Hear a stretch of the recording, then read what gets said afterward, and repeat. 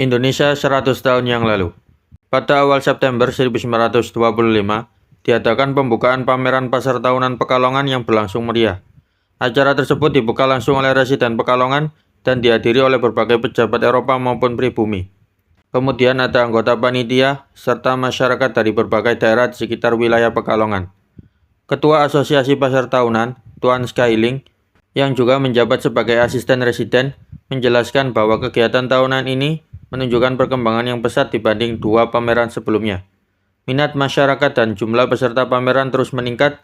Para pengunjung juga datang dari berbagai wilayah di Hindia Belanda. Dalam sambutannya, Residen Pekalongan menyoroti betapa besar kerja keras yang dibutuhkan untuk menyiapkan acara besar ini. Ia memuji panitia, terutama sekretaris yaitu Tuan Vogelpool, yang telah bekerja dengan tekun, mengurus berbagai surat dan koordinasi dengan banyak pihak. Ucapan terima kasih juga diberikan kepada para pegawai pribumi dan seluruh anggota komisi yang turut berperan dalam keberhasilan acara. Setelah pidato dan jamuan singkat, para tamu bersulang untuk menandai suksesnya pameran tahunan yang ketiga ini. Acara kemudian ditutup dengan tradisi berkeliling area pameran sambil diiringi musik dari orkes pimpinan Tuan Tesser. Kita berpindah ke Cirebon. Pada tahun 1925, muncul rencana untuk menyelenggarakan pasar tahunan di Cirebon. Gagasan ini berawal dari perhatian wali kota Cirebon yang menilai bahwa kotanya belum memiliki acara besar seperti pasar tahunan yang sudah dikenal di kota-kota besar lainnya. Misalnya pasar Gambir di Batavia atau pameran tahunan di Bandung.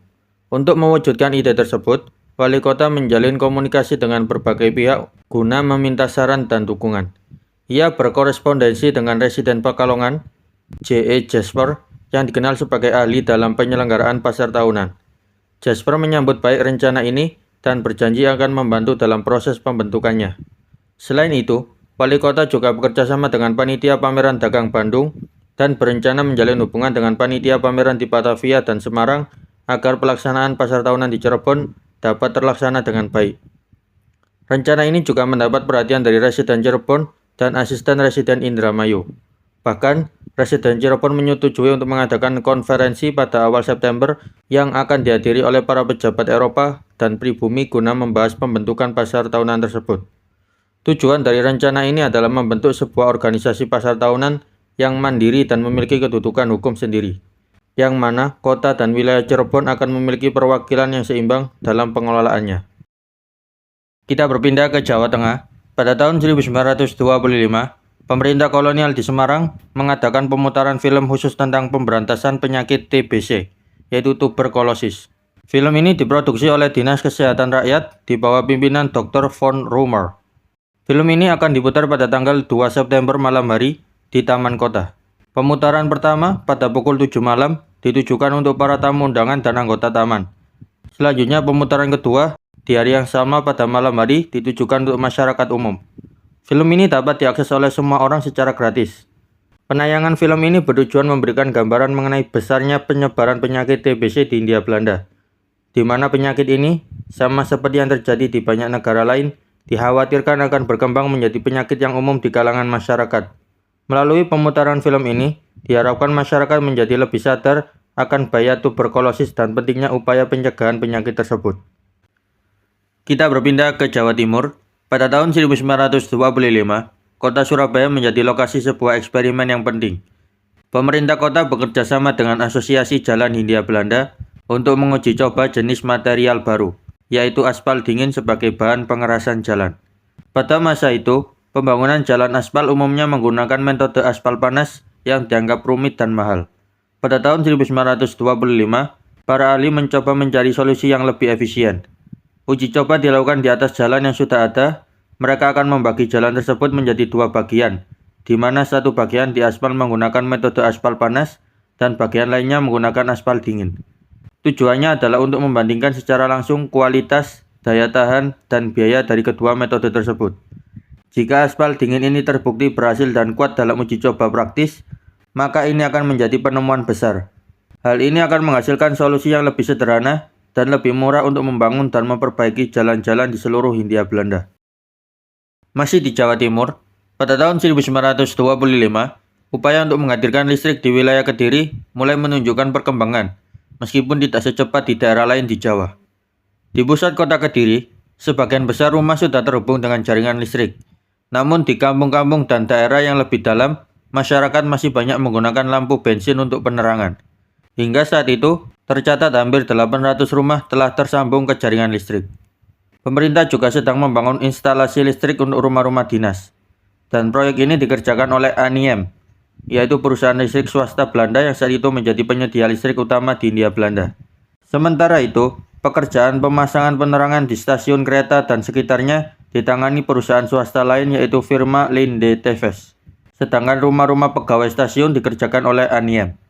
Proyek besar lainnya yang tengah direncanakan adalah pembangunan pembangkit listrik tenaga air di Kali Konto yang dikerjakan oleh Dinas Pekerjaan Umum dan Listrik bersama Aniem. Sementara untuk elektrifikasi jalur kereta api, Dinas Pekerjaan Umum juga akan menanganinya secara langsung.